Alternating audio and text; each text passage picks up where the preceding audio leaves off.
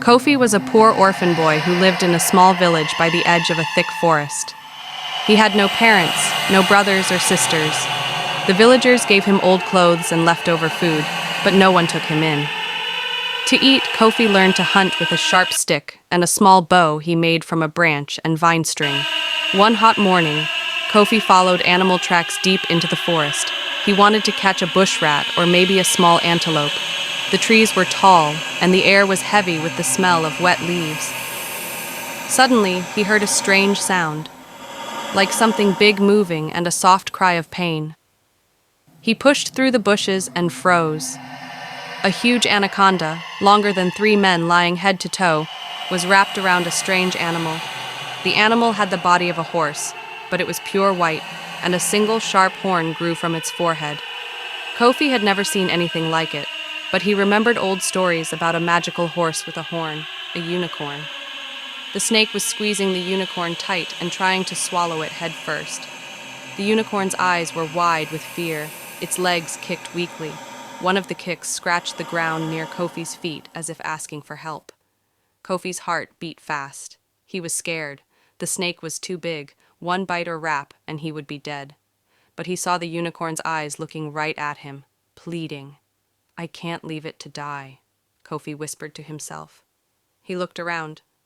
There was a sharp rock on the ground. He picked it up. Then he grabbed his small bow and the one good arrow he had. Kofi crept closer, staying low. The snake was focused on swallowing the unicorn and didn't see him at first. Kofi aimed his arrow at the snake's head, just behind the eyes where he knew it was soft. He shot. The arrow hit true. The snake jerked and hissed loud enough to shake leaves from the trees. It let go of the unicorn and turned toward Kofi, mouth open, fangs shining. Kofi didn't run. He grabbed the sharp rock and jumped forward. With all his strength, he smashed the rock into the snake's head, again and again. The snake twisted and tried to wrap around him, but Kofi stayed on its head, hitting until the snake stopped moving. It was dead. Kofi fell to his knees, breathing hard. His hands were shaking. Blood and sweat mixed on his skin. The unicorn stood up slowly. It was hurt, cuts on its sides, one leg limping, but it was alive. It walked to Kofi and lowered its head. The tip of its horn touched Kofi's chest, right over his heart. A warm light glowed from the horn. Kofi felt strength flow into his body. His cuts stopped bleeding. His fear melted away. Then the unicorn spoke.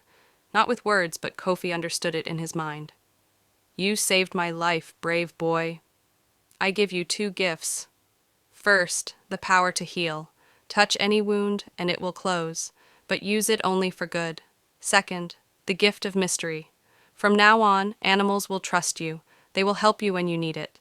But never tell anyone where this power came from. Keep it secret, or it will fade." The light faded. The unicorn stepped back, nodded once, then ran into the forest and disappeared. Kofi walked home. That night, he touched a sick child's fevered head. The fever broke. He touched a hunter's broken arm. The bone set straight. Word spread. Kofi had a healing touch. But Kofi never told the secret. He kept hunting, kept helping.